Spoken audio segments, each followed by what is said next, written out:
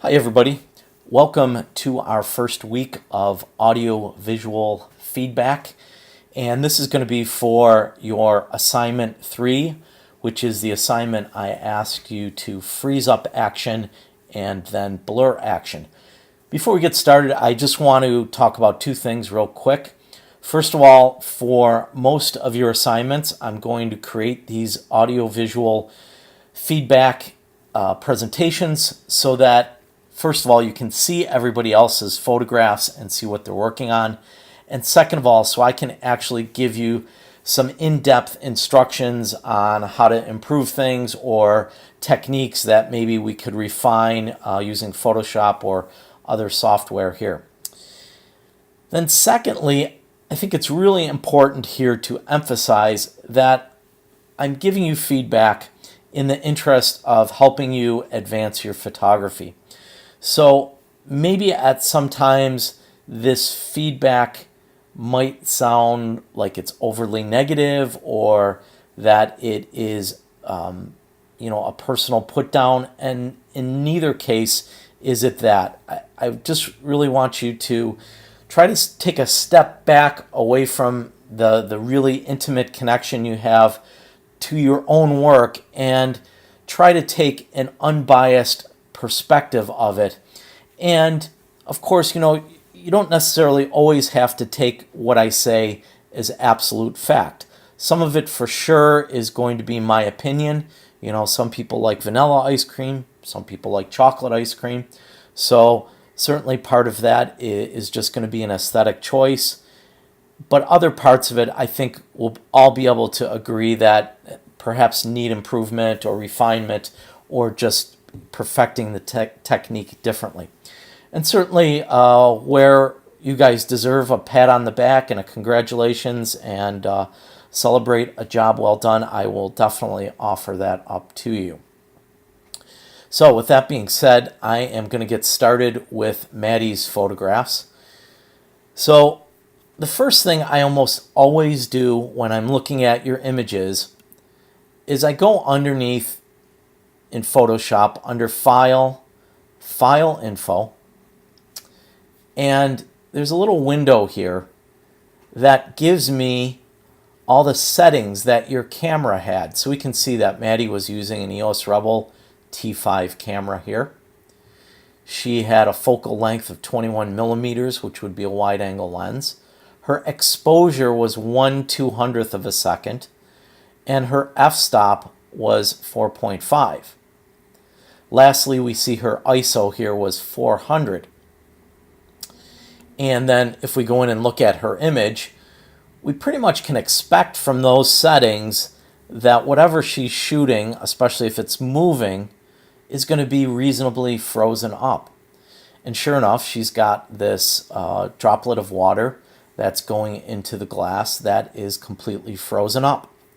Now again, she was shooting at 1/200th of a second here. So maybe I'll just pull this off screen, but you can see it right there. So we can pretty much expect that this is going to be frozen. Remember, any shutter settings above 1/60th of a second are going to begin to freeze things. Now, the amount that they will freeze them is going to be proportional to how fast things are moving. So the higher you get or faster you get above 1/60th of a second, the more you're going to be able to freeze movement. Oops. So if we just zoom in here, we can see her movements frozen up really nicely in this image. So great job here, Maddie. This photograph is really virtually exactly what I was looking for out of this first assignment. This is much more of a technical exercise than I'm looking for something creative or different or not cliched here. So I just want to see that you guys are able to master the simple techniques of exposure and especially freezing and blurring here. So Maddie, I think you did a really nice job here with this first image. And then of course our second image, which would be the blur, we go in here and we can pretty much expect by looking at this image that her settings are going to be pretty slow in terms of the shutter. And yep, sure enough, she's at 1/8 of a second. And then an f-stop of 22. So, if you look at her settings here, her exposures is pretty much the exact opposite of what it was in the frozen. And then her aperture is the exact opposite. So when she was shooting the frozen image, she had an f-stop of 4.5, which is a very low numeric value f-stop that allows a lot of light to come into the camera. And here she's got a very high f-stop setting, which is going to block a lot of that light coming into the camera, which is pretty logical because we're going to hold that shutter open for a little bit of a more extended period of time. So there's going to be more duration of light coming into the camera. So we need to sort of limit the quantity of light that's coming in, which we can do through this f-stop. And of course, having that lower ISO value also makes sense here. And then we see the result here. We've got this beautiful blurring in the water. It's almost kind of like a drape or a veil here. And you can kind of see the difference. Here we've got the water that's very frozen in midair. And then here we've got the water that definitely is very much blurred. But the interesting thing here is she did have her camera, and I'm going to assume that she had her camera on a tripod. And because she did, she was able to record all of this landscape here, the rock wall and the trees, and everything that wasn't moving as being frozen. And this is something you can do with your tripod. So remember, if your camera is not moving and the subject isn't moving, then the image is going to be frozen no matter what. But in this instance here, we've got the camera not moving, some of the background not moving, but other parts of the background here, mainly the water, are moving, and those are the things that are blurred. So I hope this makes sense to everyone, and this is really what I'm going to be looking for throughout all of the images for the rest of you in this video that I create. One last thing I want to point out here, I've created some palettes here. These are windows. If you go under Windows and you can check on the associated palette and it will make it come on and off. I especially want to call your attention to the histogram palette. The histogram is basically a map of where your exposure is. So here are the darks, here are the lights, and here are all the tones that are in between. Now, this is a really perfect histogram because it tells us all the tones fall sort of in this middle area between light and dark. If this mountain right here was really big at this side and there was no information here, it would likely tell me that this image was really dark, or in the opposite circumstance, if it was really high on this side and nothing over here, it would tell me it was really bright. So I'm actually just going to go into these image adjustments here and make a quick image adjustment. So you're going to see I'm making that photograph really bright. And now you can see how our histogram up here moved very, very sharply to the right here to make it bright. So this is just something to be aware of, especially as you're out shooting. This can be another tool on your camera. When you press the info button on the back of your camera, if you press it a couple times, you can actually scroll through the previews and see the histogram on the camera. So I think, Maddie, you've done a great job here. Totally nailed what I was looking for from a technical perspective. And certainly these images are interesting enough, especially for your first assignment, that we can look at them and I think, get a little bit of a sense of visual excitement out of those. So off to a good start here. And next up we have Katie's images. And I just want to pull in, Katie gave us a Word document. I really like when I ask for some reflections about your assignment. Sorry about that. this is kind of what I'm looking for. So she talks about the slower shutter settings, and she wanted to capture sort of the feeling of speed that you get when cars are either one in front of the other or cars passing by. And then she used that blur to do it. What's really neat is she talks to us a little bit sort of about the emotional experience of it, what motivated her to take this photograph, and why she was attracted to this subject. So I love it. I think this is great. This is what I'm looking for. Some of you guys were a little bit thin on the reflections.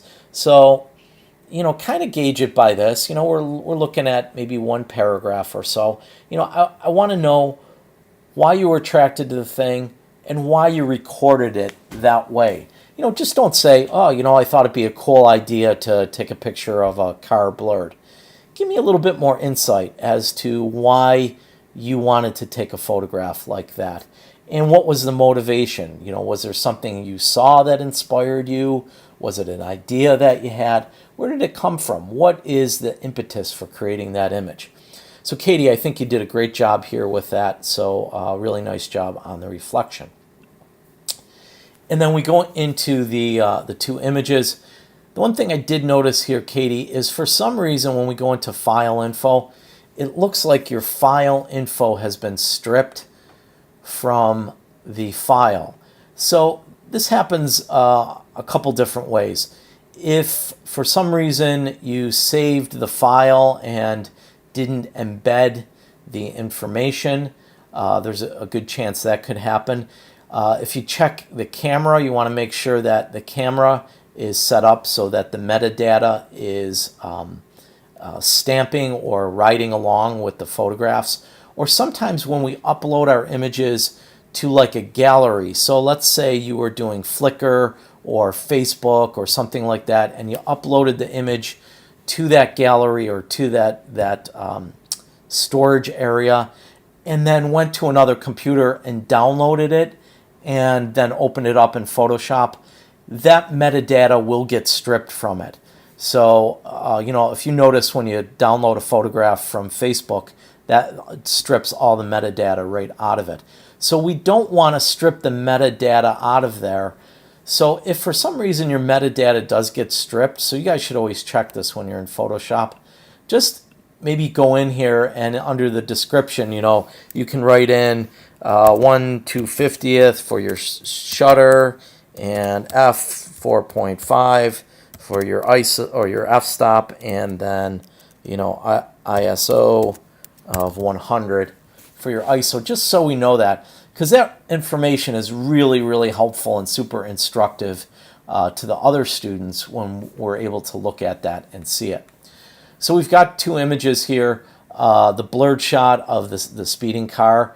Absolutely, I think this works really well. If I had to take a guess at this, I'd bet that this was probably taken at maybe a 15th of a second, maybe a 30th of a second. Cars are moving really fast, so that motion is going to be very prevalent if even if the shutter setting is close to that 1/60th of a second point. So good job on that. Without knowing your specific shutter setting, I still think that you really got it. And then on the other end of the scale here, you've got an image that, it's interesting. I think this might be from Glen Park also, just like Maddie's shot was, but you did just the opposite of her. You went ahead and froze up the water, and we can see in comparison to her earlier images, we see all the little droplets and all the sort of spots where the water's kind of bouncing around. Rather than having sort of that soft, dreamy look to it, you've captured just the opposite things. You've frozen up all these little droplets in midair. And what was interesting, I really liked in your reflection, you also talked about, this little spot of water up in the upper right-hand corner that was kind of jumping off the page. So I really like that a lot. Some really great observations there. Once you guys get a little bit more advanced in Photoshop, I probably would recommend you doing a little bit of modification here, because I kind of feel like the image feels a little bit dark there, and So what I would do is just create a mask in Photoshop, which again, we'll talk about this a little bit down the road. And using that mask, just bring out a little bit of the details in the background here. So this is kind of a little bit of what I'm thinking about here. I'm going to just do a couple other things to it.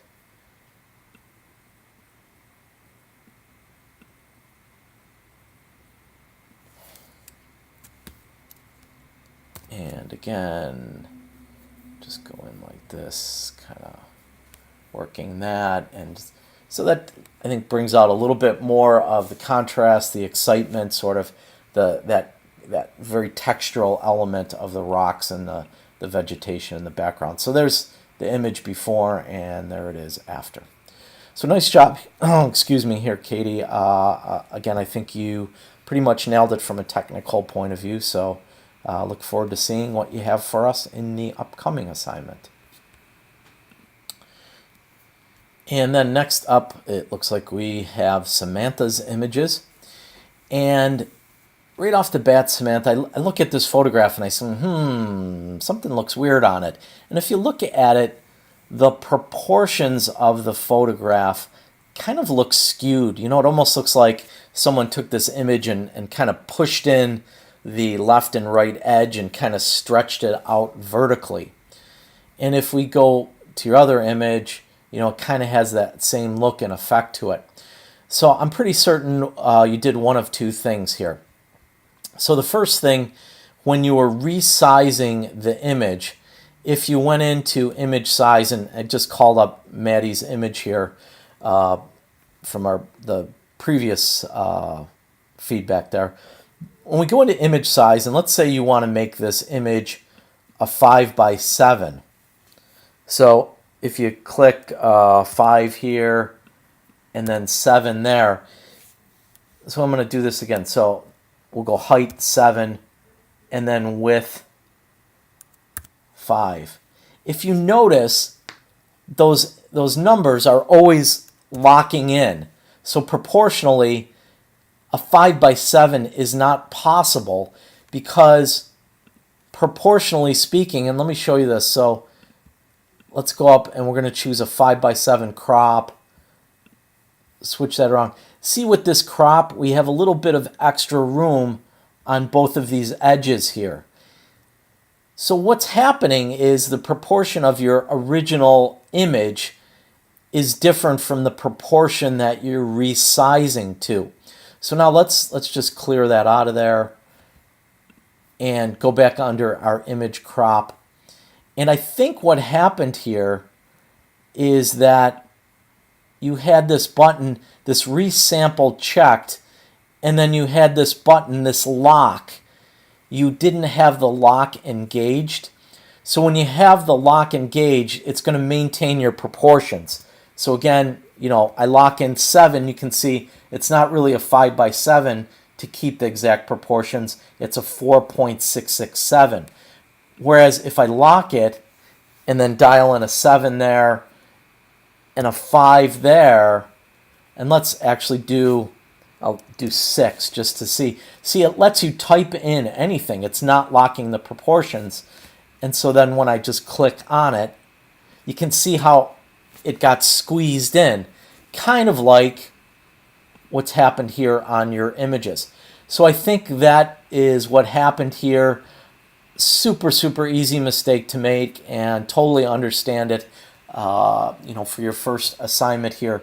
So just pay really close attention to everybody when you're resizing things, that you either have the resample not checked, because again, when you have it not checked, you're going to see it'll always default to the right proportions.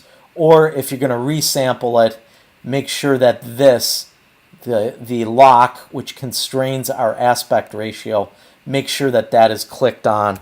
And then again, you can then see it's always going to keep those proportions exactly the same here. So that's what you got going on here. I would say that you've got a nice image in terms of our assignment technique. The first one, we've got blurring And if we zoom in, we can see the water is splashing here. Gosh, I'd really love if you had a little bit slower shutter setting on here. And I know for some reason your info didn't come right along with the photograph here either. So again, maybe you were uploading to Google Drive or something like that, and then you downloaded, and in that case, it probably stripped that info on there. So just make sure that you pay attention to that info and you add it along into this description window here for me, just so I know what the shutter setting was for you. So again, I just click through the two images here and then your frozen one. I think it's a really nice frozen image. You can see in comparison to the other ones, the droplets of water are much more distinct, much more sort of frozen in mid-air. And I even love the expressions of the two guys that are riding this inner tube here. I think that, again, sort of that idea of capturing a decisive moment, or sort of a moment where all the parts come together. And what I love coming together in this image is his big smile, and this foot that's kind of like almost, flapping in the breeze behind him, kind of implying that his body is just like so out of control that, can't even control his legs from flapping around. So nice job on this. Again, a couple little things that just want to pay attention to. No major big deals here, but certainly things that we want to make sure that we've mastered as we get into the next couple of assignments. So for some reason you do find yourself still struggling with this, or this is still happening, shoot me an email and we can fix up a time to either connect via Skype, or I can stop on campus and we can have a quick meeting to go over it. So look forward to what you have coming up for us in the next week, and we'll see you in another week or so. So next up we have Genesis's work, and we see she's got two images, look like they were taken on campus here. We've got a woman walking through a parking lot behind Loyola, and looks like another one of a person walking through the quad. So let's take a look at our file info. And in here we see she's got an exposure of 1/30 of a second, f22, and an ISO of 400. And on the other image, 1/30 of a second, f22, ISO 400. So what's going on here, Genesis, is you didn't change your shutter setting. So you have the same exact shutter setting in both of these images. So what happens when we have a shutter setting of below a 60th of a second, we're going to get a lot of motion. So you certainly have a shutter setting here of below a 60th of a second. So it's a 30th of a second, which is perfect. Totally nailed the blur portion. But then when we're freezing up things, we've got to select a shutter setting that is higher than a 60th of a second. So you're at a 30th of a second here. And because you're at that same setting, we're getting some blurring, especially look at the blurring in his feet and his hands. And if you think about it, when we walk, the feet are going to be moving, feet and hands are going to be the fastest moving parts of the body. So we see that those things are blurred here. What I would have recommended in this instance is we've got to change your shutter setting from a 30th of a second, maybe up to 1/125th of a second, which is what is known as 2 stops of light. So in this instance here, we could go ahead and take our f-stop and drop that f-stop 2 stops of light. And that is going to help us get the correct exposure and also help us to freeze up action here, which was really what the assignment was all about. So I'm going to call in a little chart here, and maybe this will help you understand this a little bit better. Oops, let me undo that. Sorry about that. Let's bring this back in here. Let's undo this. Sorry. Caused a lot of problems there for no reason whatsoever.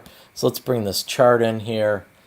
So if we look at our chart, we can see that all of these aperture settings, or those f-stop settings, go in one full stop. And you can see as the number changes, the size of the opening changes.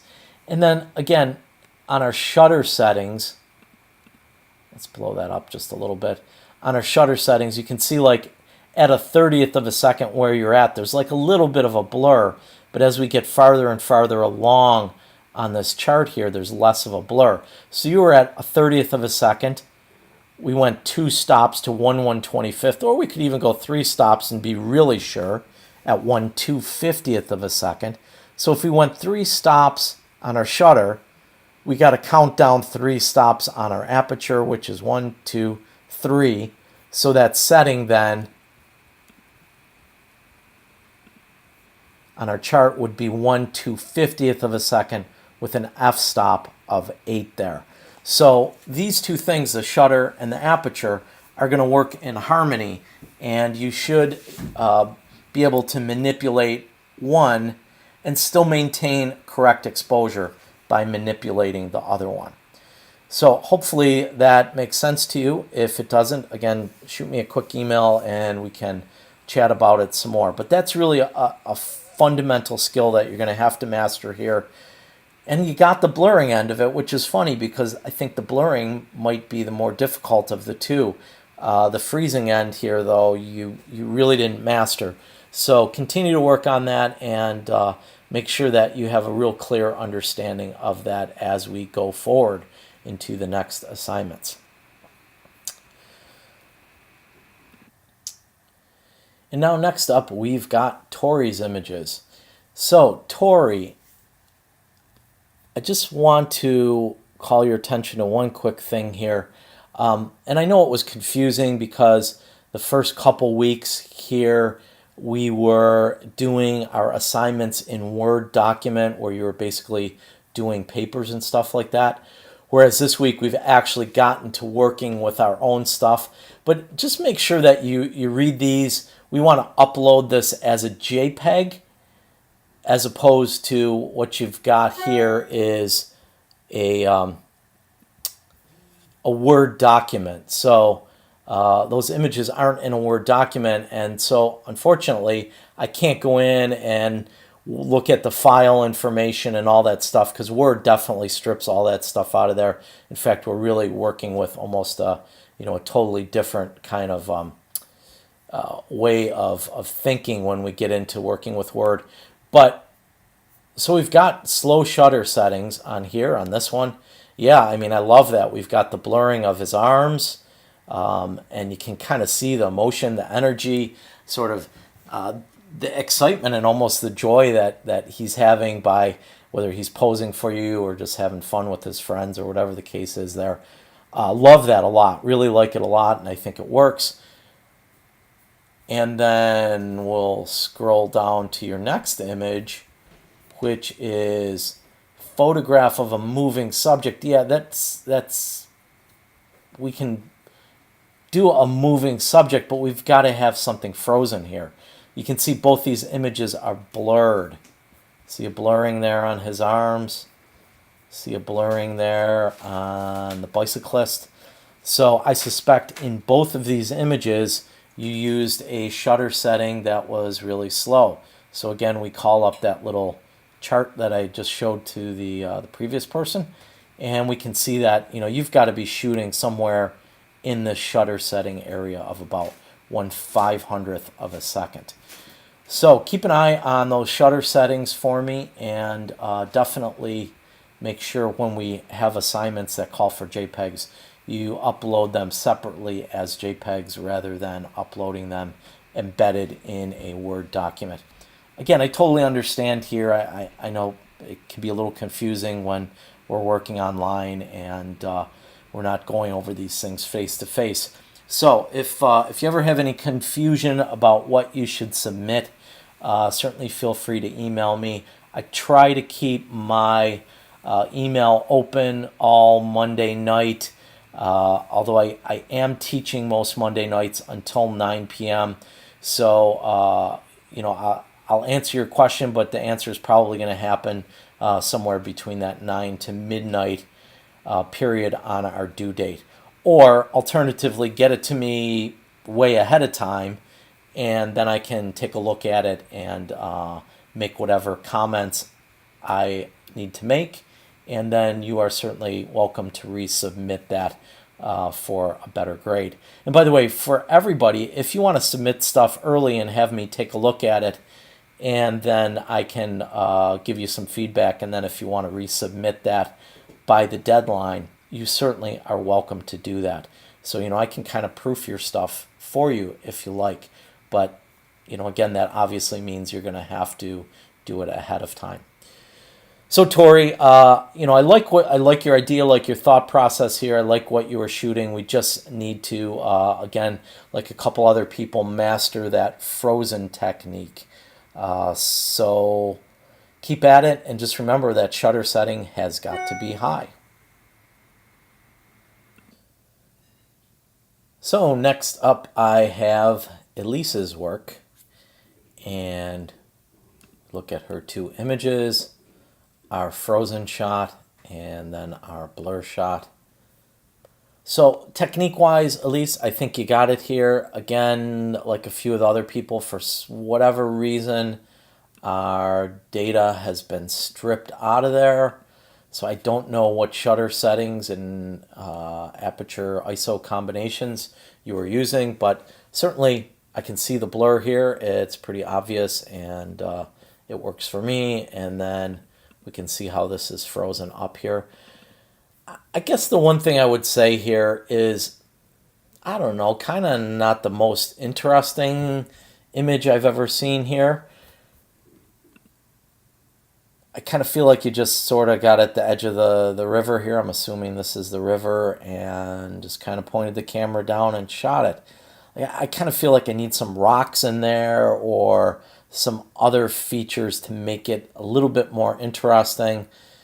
Or maybe, like, I like these little dark spots in there. I don't know if they're shadows or if they're just rocks underwater. But, certainly we can go in to Photoshop and kind of manipulate our image a little bit. Maybe that gets to be a little bit more interesting. Or, perhaps we have a kayaker or something like that, battling the current here that our eye lands on.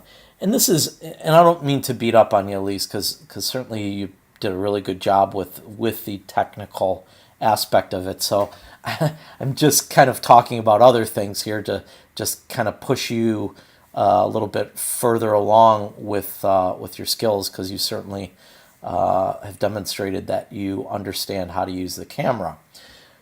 So what I always say with photography is we need somewhere for our eye to land, or somewhere for our eye to go to in a photograph. And here we don't really have anything for our eye to land on. It's sort of like all over the place. I mean, is the interesting thing here sort of this deep dark shadow?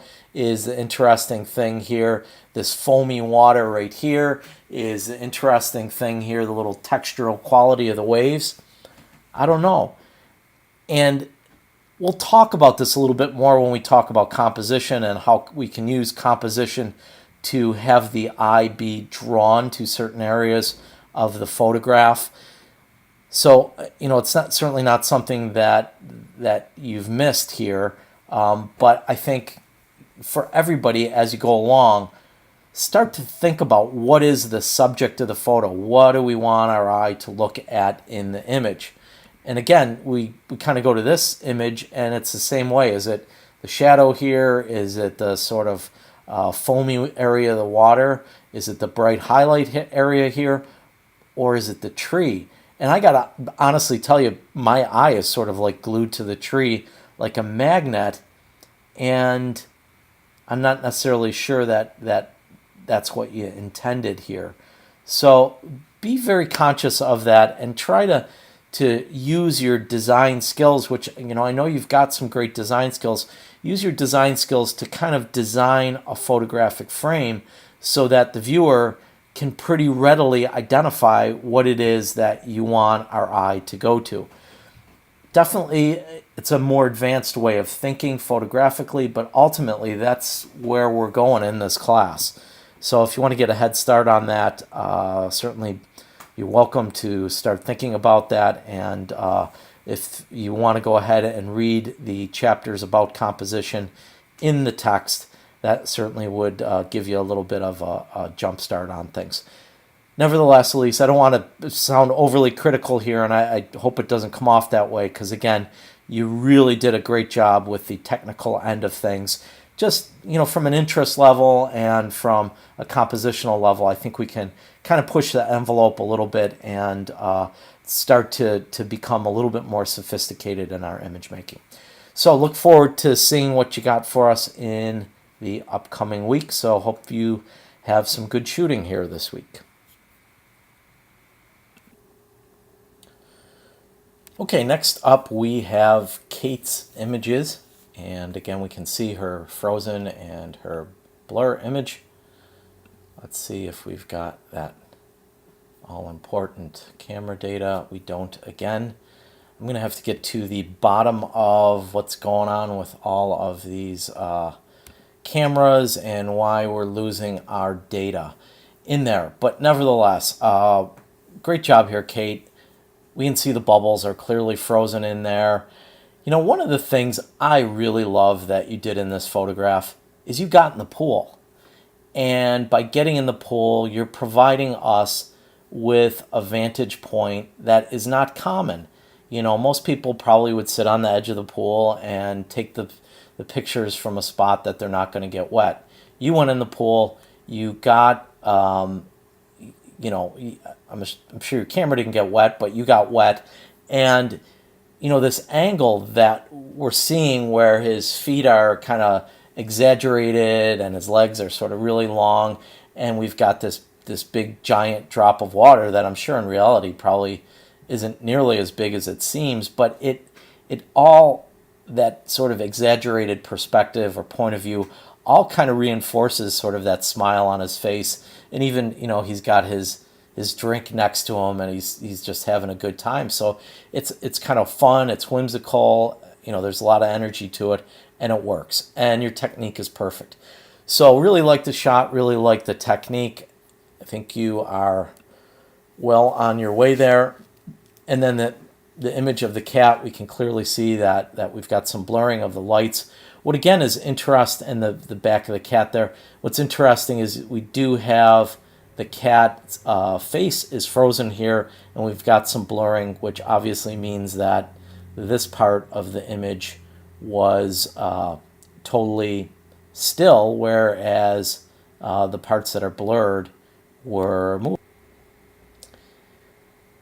So anyhow, I think that again is a little bit more of a challenge doing a photograph like this where you have both the blur and the movement in there, and especially with an animal, I'm candidly surprised that you were able to get a shot that its paw could be moving like that and its face could be pretty much still like that. If you think about a cat moving its paws, it's probably doing that really fast, and the associated motion with the head would seem to go with that. So I think you did a really nice job here with both ends of this assignment, and just would encourage you to keep working on it and keep producing images like this. So good job.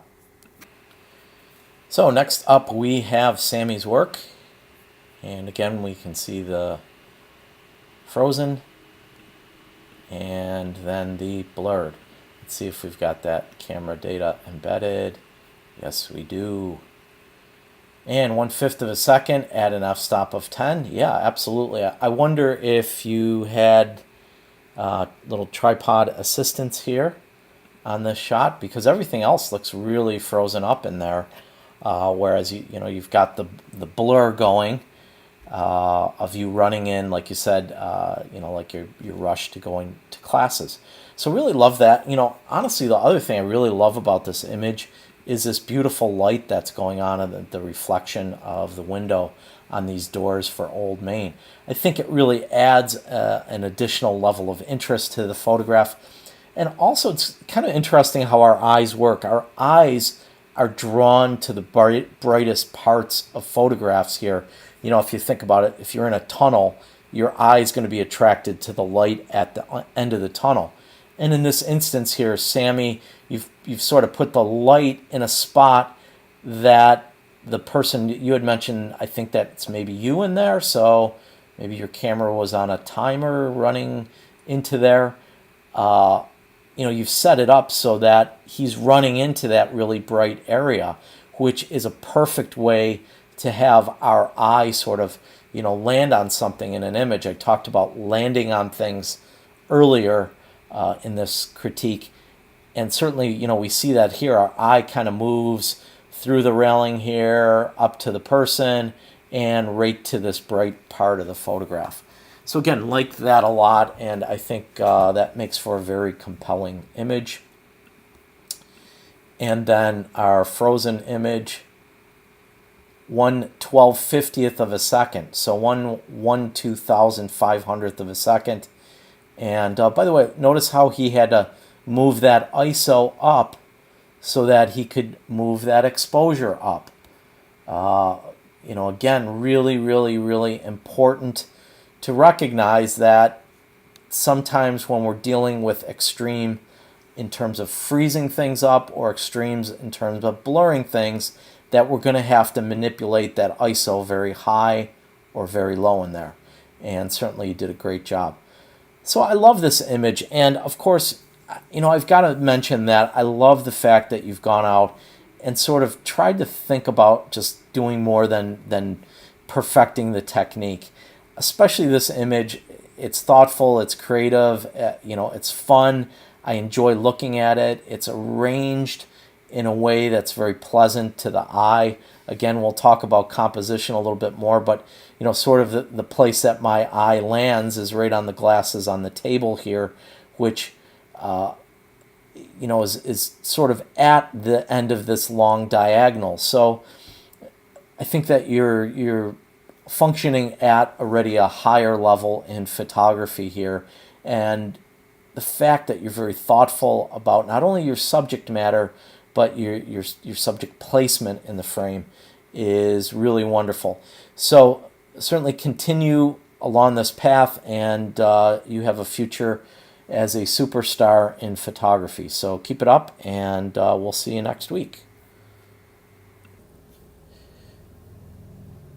So to wrap things up here, we've got a group of images from Bailey, and again, we see the use of water prominently in this frozen technique, which, you know, quite honestly makes a lot of sense, because it is one of those things that when we record it blurred versus when we record it frozen, it really takes on sort of like a really kind of different appearance, and you know, kind of stimulates this sort of very divergent or diverse emotional response based upon how that image is recorded using this shutter related technique.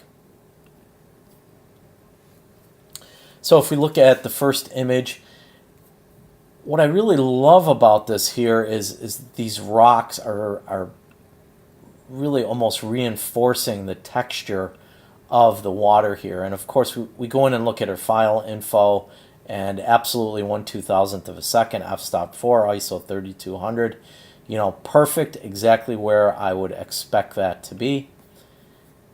And look at that. I mean, that sort of feels like, you know, very powerful, very textural. You know, I can almost like hear each and every one of those drops as they go through the frame and kind of splash on the water below and splash on the rocks there.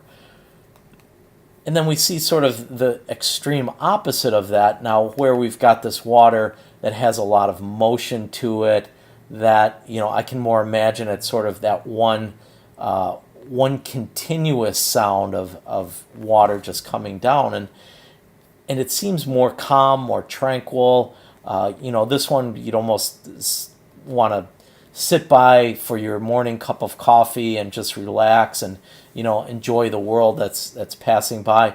Whereas this one feels much more alive, much more active, much more energetic, and it all comes back to very similar subject matter, just using different shutter techniques. And of course, that's right on the money.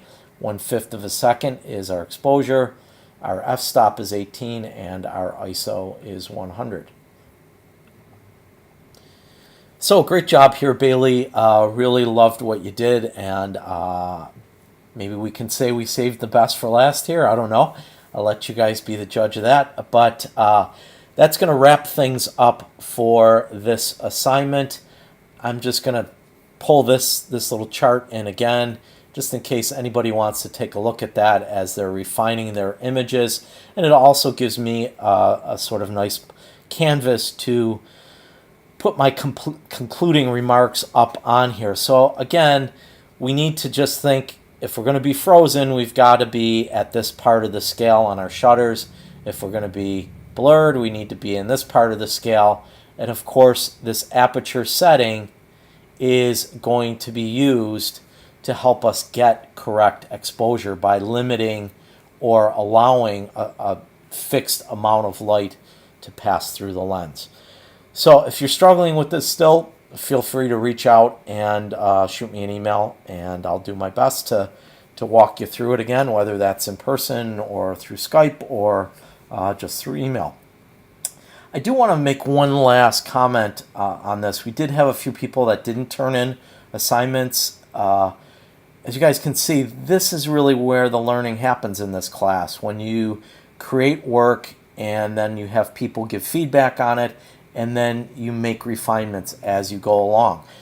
This is going to be the pathway for the rest of the semester, so get used to doing these things. But if you're turning in things late, you're not going to be included in the video feedback. And I think your learning process is going to be somewhat limited here. So please try to get your stuff in on time. As I said, you can always turn it in early, and I'll look at it and give you some extra feedback, and you're more than welcome to refine it and resubmit it. So hopefully everybody has a really nice weekend. Looks like the weather's going to be great. I'll actually be at Fall Fest taking some photos. So if any of you sees me running around with the camera, please come up to me, introduce yourself, and say hi. It's always fun to meet people in the class that we don't get to normally see face-to-face in online classes. So take care, and look forward to seeing your assignments in the upcoming week.